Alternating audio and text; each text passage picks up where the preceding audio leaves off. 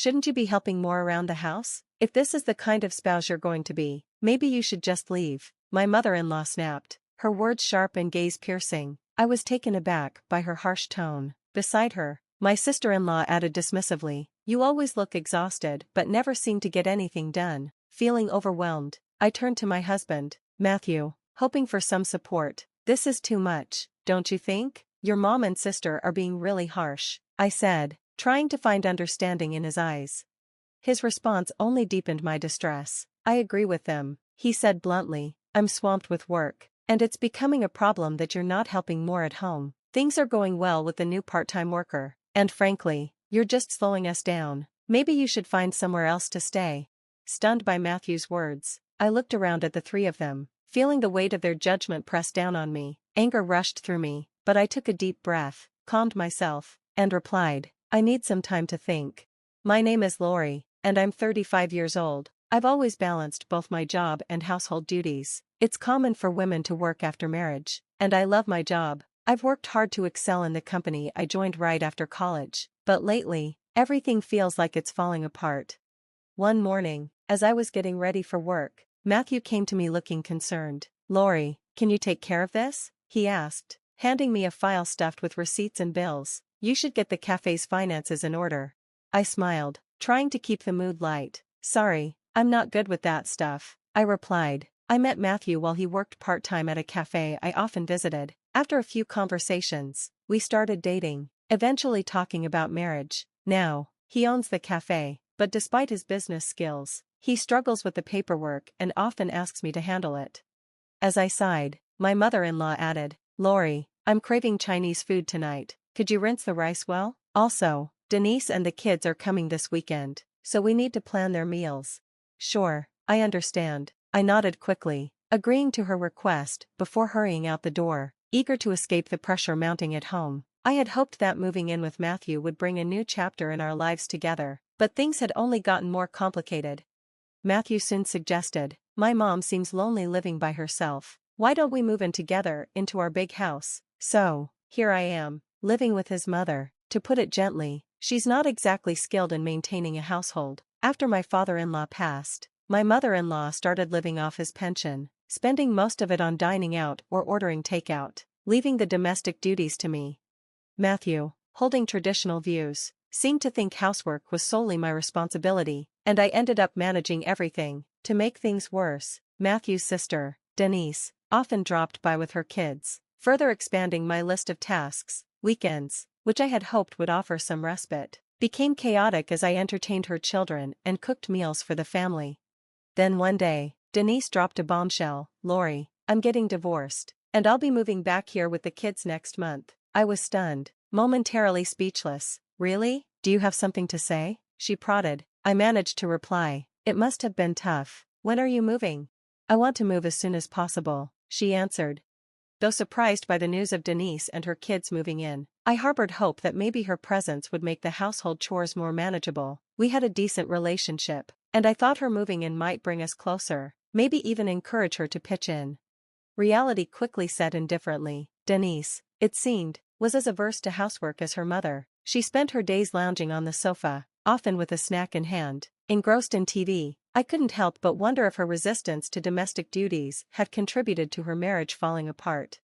Now, with the added task of preparing extra meals for her kids and packing lunches for kindergarten, my workload grew even heavier. My hopes for help from Denise were quickly dashed, and I found myself with even less free time.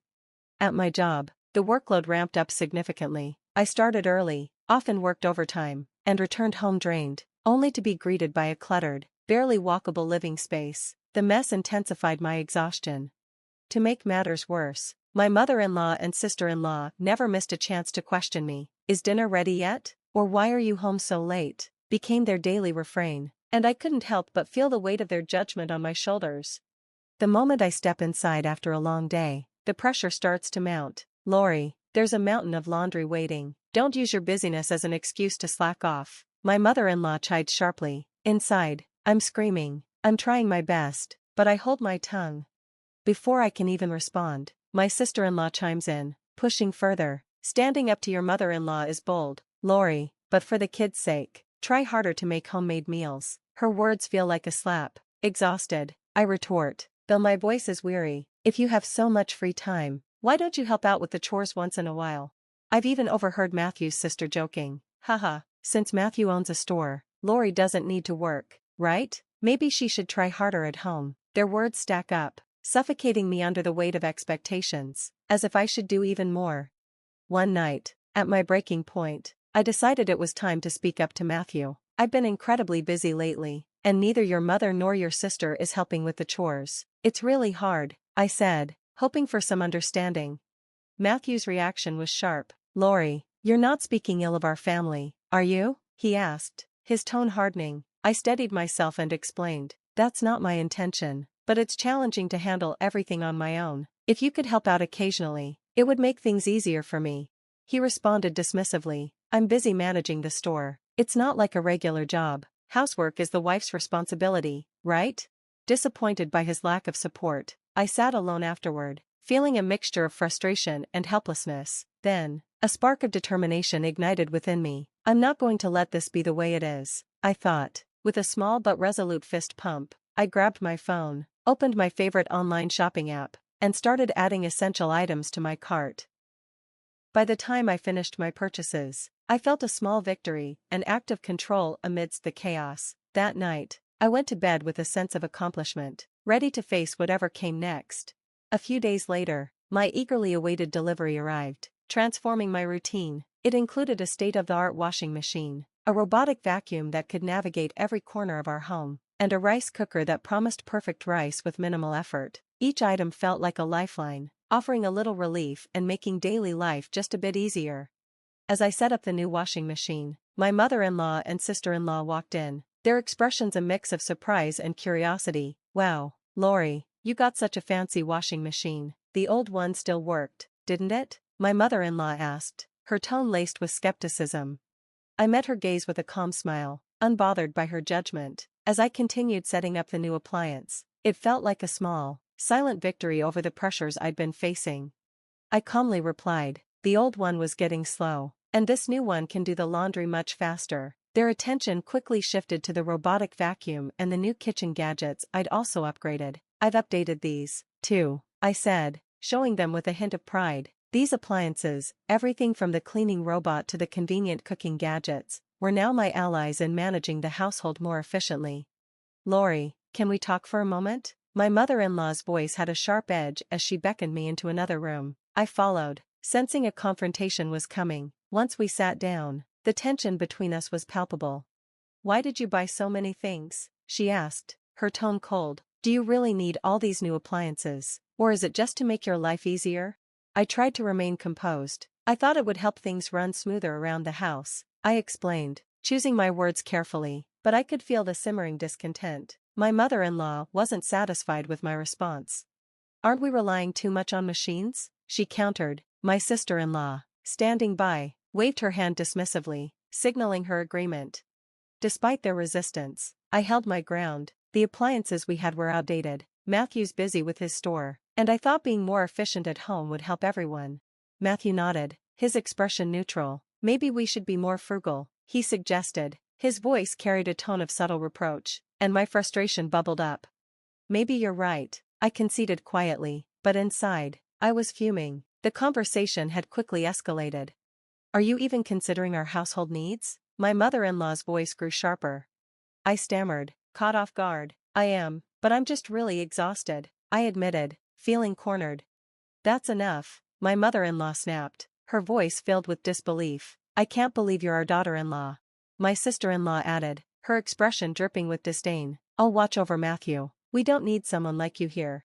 I looked to Matthew, hoping for some support, but instead, I received a cold, dismissive response. I understand what Mom and Sis are saying, he said, his words trailing off into uncomfortable silence. A chill lingered in the air as they left the room, and I sat there, the weight of their judgment pressing down on me. Despite their harsh words, my resolve only grew stronger. The appliances I had bought were necessary, not just for managing the household, but for my sanity. When I looked at Matthew, my heart sank. He gave me a cold smile and said, I have my store, so I decide how to spend my money, but being with someone who spends without thinking might be too hard for me. His words stung, but I kept my composure, silently counting to 12 before responding. He continued, a cruel edge in his voice. Also, I've noticed things have been going well with the new part-time girl at the store. She's more attractive than you are now. Maybe it's time for you to find a new place to live. A wave of anger surged within me, but I held it back. I took a deep breath, then calmly said, all right, I'll look for a new home. Finally, you understand, he replied smugly. I'll feel much better without you around. That night, Matthew signed the divorce papers, and I left, carrying nothing but the essentials and the divorce papers in hand. No one tried to stop me, leaving me to wonder if they had ever really cared about me at all. After finalizing the divorce at the city office, I found a stylish apartment and started fresh. Around the same time, an unexpected opportunity came my way, a promotion to section manager, a role I had previously put off due to my family situation. I embraced this new role with vigor, dedicating myself to my work and feeling a renewed sense of purpose. One busy day, my phone rang. The caller ID showed it was my former mother-in-law. Thinking we had nothing to do with each other anymore, I dismissed the call without checking the message. My new life had begun, and I wasn't looking back. A year passed, and one relaxing weekend, as I enjoyed my favorite music, my phone rang again. To my surprise, it was my former mother-in-law. I couldn't help but wonder what she wanted after all this time. I answered the phone. Hello, is something wrong? Lori, I finally got through. I didn't think you'd answer after so many calls, my former mother-in-law said, her voice wavering with uncertainty. Well, it's been a while. What's going on? I asked, keeping my tone neutral but cautious. She hesitated, clearly unsure of how to proceed, before asking, how's your new life? I gave a cheerful reply, masking any traces of tension. It's great, I love my new apartment, and work is going smoothly. I even got a promotion, and I'm really enjoying the freedom. That's good, she said. Lori, can you come back home? I was taken aback. Why? We're struggling financially, she admitted, prompting me to think to myself that I had suspected as much. I responded cautiously. Matthew's cafe only makes about $2,000 a month, right? If no one else in the family works, things could be tough. You know about that? She asked, surprised.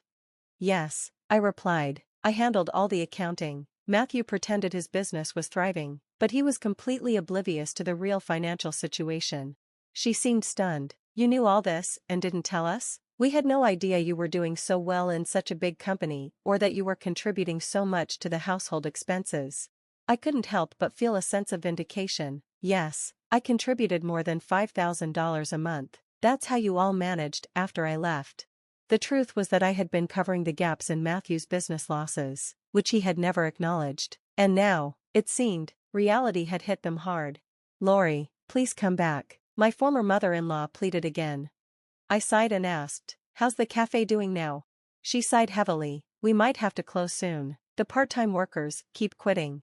I smirked inwardly. It's hard to keep it going with his management style, isn't it? His little bit of pride doesn't help. Not doing proper work, I mean. How many women out there would support a guy like that?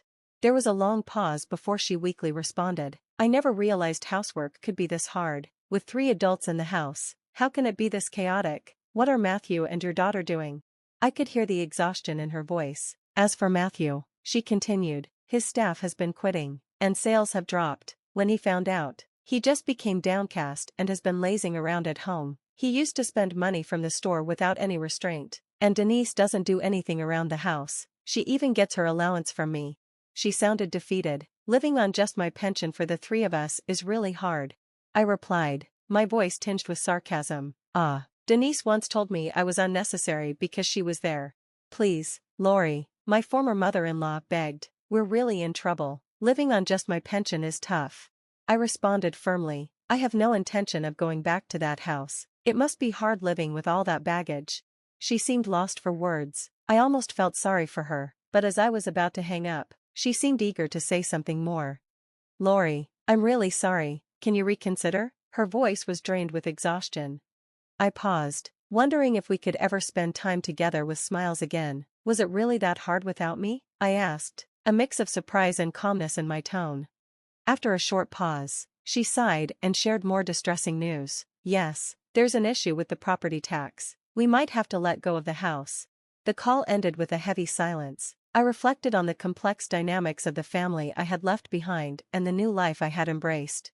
I see, I said, though I didn't want to be involved anymore. You'll have to figure out what to do with your family. I hung up and quickly set up my phone to block any more calls from her. Sitting in my room, holding my favorite mug filled with aromatic coffee, I savored my solitude, gazing out at the scenery. A spontaneous smile crossed my face. A few months later, as I passed by the cafe where Matthew used to work, I noticed it was now quiet and empty. The lively place I once knew seemed a distant memory, and I felt a twinge of nostalgia. It seemed they had closed the shop. While wandering around the old town, I got curious about what had become of my former in-laws' house. To my surprise, I saw a sold sign outside. By chance, I bumped into an old neighbor who filled me in. They had quickly sold their house and moved into a small apartment nearby. The new place was filled with loud arguments, and there was even talk about the smell of garbage becoming a bit of local gossip. It sounded like things were tough for them, but as I looked at the old house, I wondered why they hadn't tried harder. A lot had happened since then, but I was living each day to the fullest. Recently, a handsome guy from my workplace had confessed his admiration for my hardworking nature. Now, we were enjoying dates, and I was excited about what the future held. If I ever get married again, I want it to be for real happiness. Thinking about all this, I felt a surge of excitement for the future.